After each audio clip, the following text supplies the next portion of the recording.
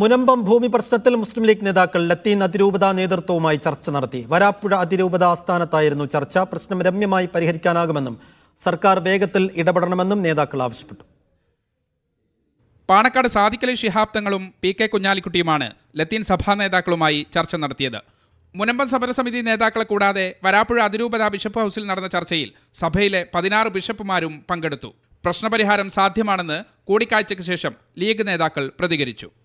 ഗവൺമെൻറ്റാണത് മുൻകൈ എടുക്കേണ്ടത്. ഗവൺമെൻറ് കാലതാമസം കൂടാതെ തന്നെ ഇതിൽ ഇടപെട്ട എല്ലാ കക്ഷികളെയും വിളിച്ചു ചേർത്തുകൊണ്ട് ഒരു സമ്പൂർണ്ണമായ ഒരു ചർച്ച നടത്തി പരിഹാരം ഉണ്ടാക്കണം. അത് മുഖ്യമന്ത്രിയോടും അതുപോലെ തന്നെ ലോ മിനിസ്റ്ററോടും ഒക്കെ മിനിസ്റ്ററോടും ഒക്കെ ഞങ്ങൾ ഒരുമിച്ച് തന്നെ റെപ്രസെൻ്റ് ചെയ്യുക എന്നുള്ള നിർദ്ദേശവും ഉണ്ട്. ലീഗ് നേതാക്കളുടെ ഇടപെടലിൽ വലിയ സന്തോഷമുണ്ടെന്ന് സഭാ നേതൃത്വവും പ്രതികരിച്ചു. 600-ലധികം കുടുംബങ്ങൾ നേരിടുന്ന വലിയ പ്രശ്നമാണ്. ആ പ്രശ്നം പരിഹരിക്കപ്പെടണം. അത് പരിഹരിക്കപ്പെടുന്നതിന് ഇവരെല്ലാവരും നമ്മുടെ കൂടെ നിൽക്കുന്നതിൽ നമുക്ക് അഭിമാനമുണ്ട്. ചർച്ചയിൽ ഉരുത്തിരിഞ്ഞ നിർദ്ദേശങ്ങൾ മുഖ്യമന്ത്രിയെ അറിയിക്കും.